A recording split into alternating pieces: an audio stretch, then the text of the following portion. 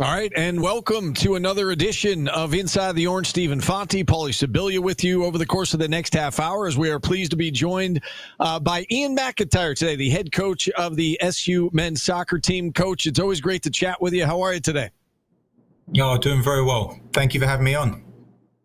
All right, so let's, the whole idea behind this segment is to kind of go, behind the scenes with Syracuse athletics and get to know people that work within the athletics department. And so we obviously know your teams and we've seen you on the sidelines. We want to get to know you as the person, Coach, if we could. And so I guess take us back to, how a kid from England ends up at Hartwick College playing soccer here in Central New York.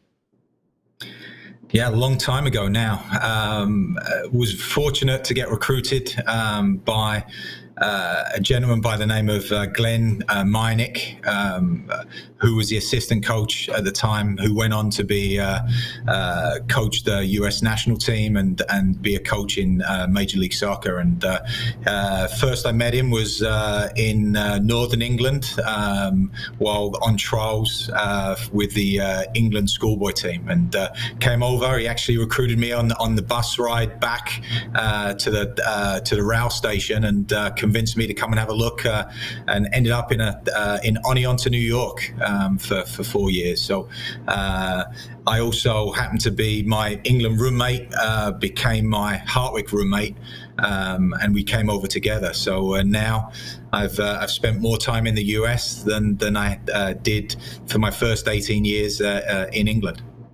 Yeah, and you went to college in Oneonta, and then after a stop at Fairfield as an assistant, your first head coaching job was back in Oneonta at Oneonta State. You eventually went to Hartwick from there. I guess talk about, if you could, the early days of coaching and kind of learning this profession and the lessons that you learned early on when you were at Oneonta and then at Hartwick as a college coach. I was very fortunate. I was lucky to be given an opportunity to be a Division I head coach at the age of 24.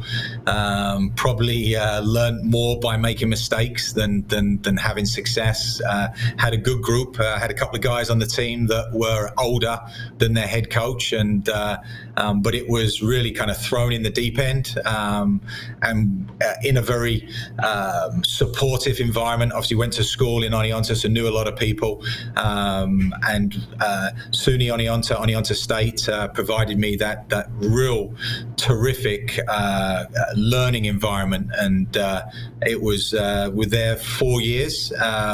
Got married during that time to my wife, who we just celebrated our 20th anniversary this last week, and when you're in Oneonta, New York, and then you tell your wife that you're going to move right across the road to coach the other team in Oneonta. She, I think at the time, thought we were going to probably head further south, but was very fortunate to have an opportunity to go back to my alma mater to replace a legendary coach in Coach Jim Lennox, and continue kind of the coaching educational piece and learn how to run a Division I program. All right, so you're at Hartwick through 2009. Take us through the steps to how it came to be that you ended up here at Syracuse. Once again, you don't leave Oneonta and move further north traditionally, but I found another program, and obviously knew of Syracuse from competing.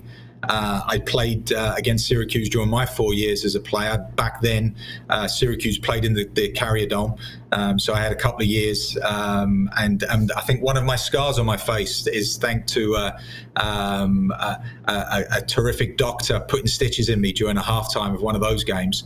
And so knew a lot about Syracuse, and had a teammate who was a big Orange basketball fan. So I grew up, my first years in the States was also cheering on Syracuse during March Madness. So knew it as a student, obviously coached against it, coached against Syracuse both as a Oneonta coach and then a Hartwick coach. And every player, every coach wants to have an opportunity to compete and test themselves for big teams in big conferences, and was very fortunate to have the opportunity to at the time move to the Big East and try to build something a little bit special here at Syracuse. All right, Coach, you came here and you had your work cut out for you. And, the first year where we started to see the tide was starting to turn was in 2012, where, you won 14 games that year, which was, double the amount of wins that you had the year before. And that really set the stage for 2014 and 2015 and all the success that has followed. What started to help in 2012 kind of turn the tide and have this program kind of turn the corner in the right direction? What set the stage for that? It was. Look, we weren't very good the first couple of years. I think we won 5 games those first 2 years, and it was having, obviously recruiting good players. We had a terrific group who worked extremely hard, but competing at the against the competition that we were in the Big East, some really top programs. So it was having players buy into a vision that we hoped we were building here at Syracuse. There's no shortcuts. We probably tried to do things a little bit too quick those first couple of years, but there are no shortcuts. It's building a solid foundation, recruiting the right caliber of young man who embraces that challenge, that wants to be here at Syracuse and wants to be part of kind of jumping in on the ground floor and hopefully trying to build something special. So what changed was good players that were thrown in the deep end the first couple of years, and having that recruiting class, having players like local players like Alex Bono stay home to play for their local university and have a lot of pride in what we were trying to do. And we a big part of it, guys, was also not just trying to stay in games. I think part of that from a coaching philosophy and having our guys buy into it was trying to go into games of not just trying to hang in there and make life difficult for an opponent, but to try to instill our style of play and go into games looking to make life very uncomfortable for your opponent, to win games. And then you realize that if you can compete in the Big East at the time and win games, that if you can win at that level, you can also compete at a national level. And that year we went on a run. We ended up in the Big East championship, losing to a Notre Dame team that went and won the national title that year. But we ended up winning our first ever NCAA tournament game, won the next one on the road in overtime, and were defeated by an outstanding Georgetown team that we've had a number of run-ins with. We lost on penalties, but we'd kind of shown that we could compete at a national level. And then it was on to the ACC from there. Solid year in 2013, and then 2014 things just kind of exploded, right? You go on that big run. You're number one in the country. Success in the postseason, both in 2015 or 2014, and then really in 2015 when you made it to the Final Four. Before losing there. How much did that mean, Coach, to be number one? And how much did that mean to the program? And did you anticipate that it would happen so quickly when you took over in 2010 that 4 seasons later you're at the top of the poll in all of college soccer? What did that do for the program? It certainly was a very important moment. And as a coach, you're just trying to win the next game. And if you string enough games together and you win enough games, and you can stay in the conversation to be in that top 20, top 10, and then we kind of went on a roll. it was gathering momentum. Look, it's tough to leave the Big East and move into a tougher conference. And when we made the move to the ACC in soccer, like a number of our Olympic sports, you're moving into the toughest conference. So that helped us from the ability to recruit. And once again, if we realized that if we were putting together a team that could compete against teams like the Clemsons, the Wake Forests, a number of teams like Louisville, Notre Dame also made that jump as well, that we realized that we'd have the ability to win some games. And we had a good young squad that was learning and was growing and evolving. And yes, in 14, we went on that run that you just kind of ride it. Yeah, and you ride it for as long as you can kind of stay in that number one spot. You mentioned the name Alex Bono a little bit ago, and he kind of became the face of the program during that run, at least locally. For my job here at Channel 9, he's a local kid, went to Beeville. He's the starting goalie and one of the best players in all of college soccer.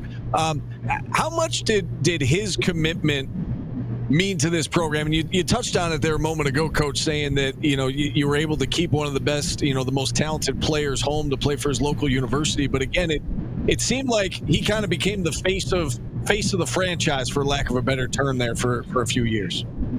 Yeah, absolutely. Alex was and continues to be a very good goalkeeper. Was having success regionally. Was a highly recruited.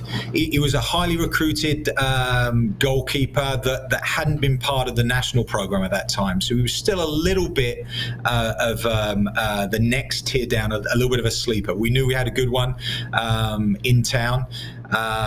We just had to convince Grandpa Jack that Notre Dame wasn't the place for him, and that we could keep him in town. And that was an important one. But also to watch his growth from his freshman year to continuing to develop, and also him understanding that he had the chance to make a name for himself. And look, when we recruited him and we sat him down in the office, and a wonderful family with Mark and Kimmy's parents, and our challenge for him was to establish himself as the best goalkeeper in our conference, and hopefully establish himself as the best goalkeeper in the country. And if that happened, then good things would happen. And that's where his game in 14, he became the Big East goalkeeper of the year, an All-American, and then got called up by Klinsmann into the full national team camp. So I hope we helped him, but he certainly helped us to win soccer matches. Talking about great players that have come through the program, Taj Buchanan, Kamal Miller, Miles Robinson, all playing with national teams. What does that do for the program when you can point to a recruit and say, turn on your TV, during this World Cup qualifier, you're going to see 3 of our players, in this particular match. What does that do for recruiting and for, I guess, the reputation of this program? It's huge. We talk about Alex and that first group that we kind of threw in the fire. We were selling them on potential and a vision, but to be able to, our cultural architects initially were the Alex Bonos of the world, the Skylar Thomases, the Jordan Morells, that were there wasn't we couldn't say that, and now to have conversations where we're going to have, and it doesn't need to come from us. It's evident out there when you watch Canada play against the US, and there's 3 college players from Syracuse in those rosters. It's very impactful, and it being a big World Cup year. Unfortunately, obviously, Miles has had sustained a tough injury, but to have our guys being in the conversation, be big parts, integral parts, moving from role players onto these teams to now, some of the first names in these lineups, we're very proud of them, but certainly it will help us when we recruit the next superstar from Canada or players. Miles is another good example of that. all those, Miles, Tajon, and Kamal, had never been part of their national programs prior to Syracuse. And this is not saying that Syracuse was the reason why they're now competing at that level. Not at all. We played a small part of their journey, but we're still looking for those players that are maybe still a little bit unpolished, that we can help them continue to develop, and also those guys have something to prove, hardworking, team-oriented guys that still have very high ceilings. So we couldn't be prouder and more proud, and we're certainly going to be cheering them on come the World Cup later this year in Qatar. How much do you keep in touch with those guys? And maybe not even those guys, but just former players in general. I mean, how much do you stay in touch as time moves along? Yeah, it's yes. Look, the highs and lows. If from they're part of our family. So if it's talking to Miles after an injury, or you have more conversations with the guys when things aren't going well. If you're a goalkeeper, you're Alex Bono, and you're the number 2 choice, and having conversations, or if you're all these guys, the transition. Miles Robinson didn't jump into Atlanta's first team. He had to really work hard that first year. So a big part of our job is to continue to support the guys. Tajon Buchanan, same thing for New England Revolution.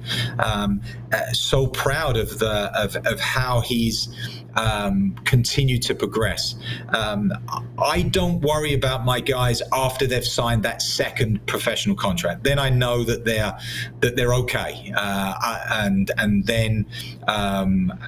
So no, and this time of year, I'm watching our current guys play in Summer League. We're watching recruits, but I'm also a big part of what my staff, and like last night, I'm watching TFC play, and you got Alex Bono in goal and DeAndre Kerr both playing for TFC last night against Columbus. Watching Montreal play with Kamal was injured, so he wasn't in that lineup, but Ryan Raposo. So my wife's very patient. It's an extended group of players that we continue to watch and talk with. I mean, that must be awfully rewarding for you as a coach. You've been doing this a long time. What is the most rewarding part of this? I mean, what do you like best about being a college soccer coach? It's a different role. We wear many hats, and certainly at our level, so it's not just coaching between the white lines. It's the relationships you're developing with the guys on your team. It's I love competing. I love competing with our guys.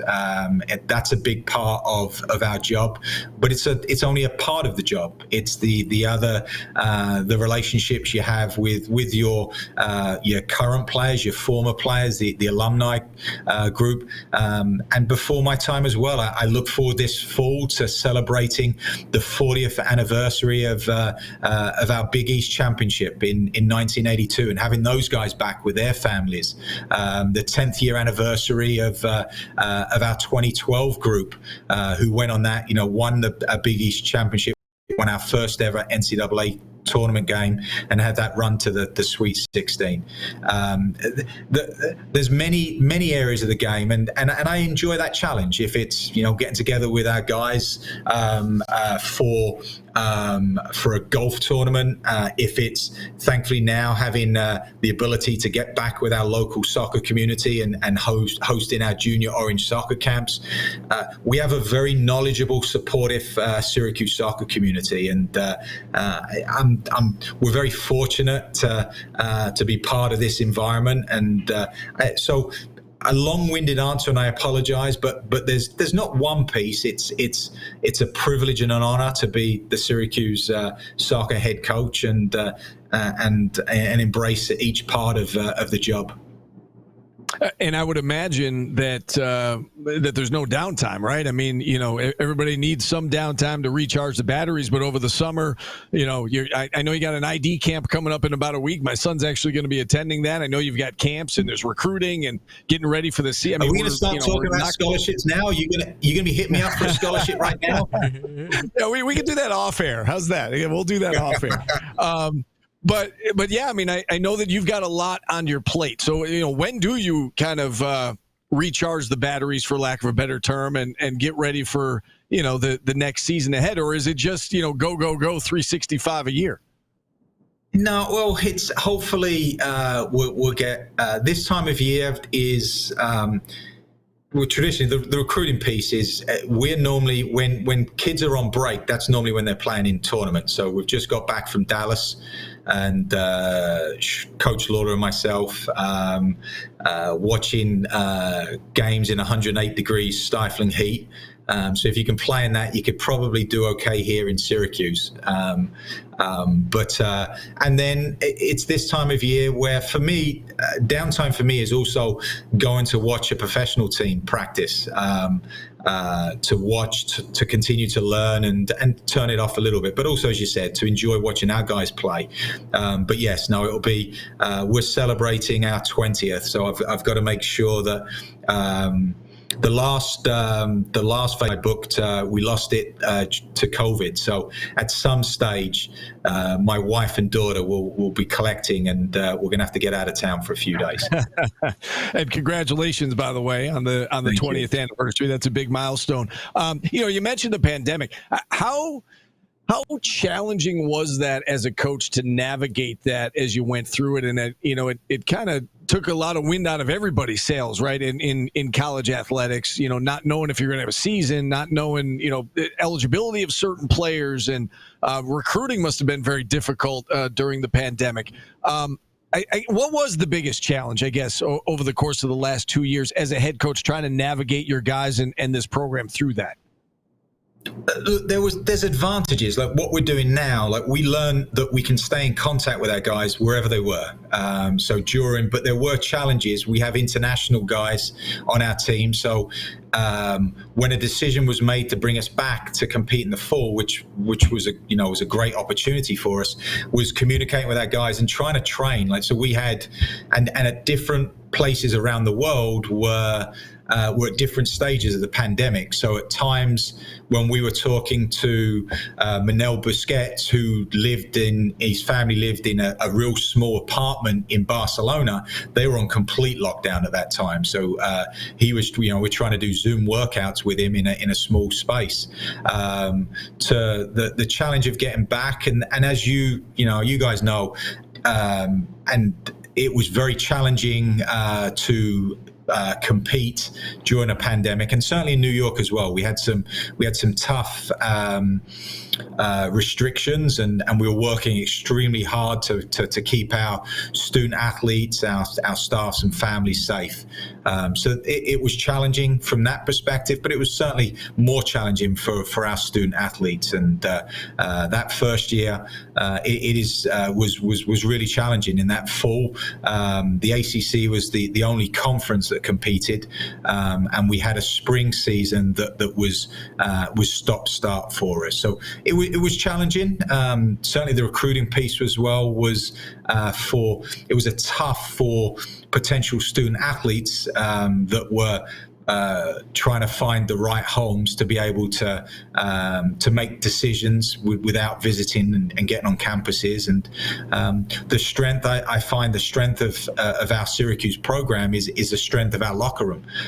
We've got a good group. We've got a hardworking group that very often likes to punch above its weight. But everything, and we're a very tight group. So during a pandemic, everything you do is to keep your group apart. And so that was a challenge for our coaching staff. But we're excited. And look, we all realize that we're not completely out of this, but we're excited to be moving in the right direction and looking forward to getting back to some form of normalcy in the fall. You look at last season, Coach, and 8-2, so you're right at 500, but so close to having a really good season. I mean, you look at some of the results. You lost 2 games to top 10 teams by a single goal. Lost to Georgetown 1-0, lost to Duke 1-0. lost to Pittsburgh in double overtime. They were ranked at the time. You lost in the ACC tournament in double overtime to a ranked North Carolina team. You beat Clemson, who was in the top 10. You play a difficult schedule. You know, it seems like a couple bounces here or there, and that turns into a really good season. Do you feel like, you know, the guys are able to build some momentum off of the way 2021 ended with that late win over Clemson and a near upset at Carolina? Yes, we were close. Now there's no awards for no participation awards, and it's that thin margin, that razor thin margin between winning and losing, and also learning how to win these games. But no, absolutely, a lot of overtime games, a lot of traditionally, if you go, we beat Virginia at Virginia for the first time ever. We beat Clemson, who won the national championship. Traditionally, you'd look back and say, well, that's probably going to be a good year, but we were close. And I do like our group. You don't want to get too carried away because the ACC, everyone's good. And so I think we've got a good group. I think there's a lot of experienced college teams with college student athletes getting an extra year for COVID, a lot of grad players. So there are some very deep rosters. We were quite young and inexperienced in certain positions. I think we'll benefit from that. We do have some new faces, so trying to be patient as well. And as usual, we do like playing a very difficult, challenging schedule so that we can hopefully be playing our best soccer at the business end of our season at the end of October and November. So I think we're close. Yeah, and I was going to say last one, and you kind of touched on it right there. But as we look ahead now to 2022, as you said, schedule's going to be difficult. What can you tell us about this group, and what can SU soccer fans look forward to here come the fall? I think our fans will, they know our brand of soccer, that we're going to be high tempo, attacking, and we've got some pieces returning, and we've got some new faces that I think will excite our fans. We've got some good local players as well, Giorgio Kaczewski, Pagano brothers, and with some of our younger guys getting experience, like Kurt Kaloff, Jonah Leopold, and we've got some exciting talent that I think can hopefully we'll be able to get some people off their seats this fall. Yeah, and again, from a local perspective, having covered Giorgio and covered the Pagano brothers, I mean that they are talented players. It's great to see local talent stay home, as we talked about with Alex Bono, and he helped set the stage for that. Now you've got three within the program that local fans could get excited about. This was a lot of fun, Coach. Really appreciate you coming on. Best of luck. And, I'm looking at your schedule here, and, your first exhibition game is August 13th against Marist. It's a little more than a month away. I mean, we're going to be talking soccer before we know it. Yeah, absolutely. Thank you so much, guys, for your support, and look forward to talking to you soon. All right. Enjoy the summer. Happy anniversary again. We'll talk to you soon. There he is, Ian McIntyre. And with that, we're out of time today. Your episode of Inside the Orange coming your way next Thursday. Enjoy the holiday weekend, everybody.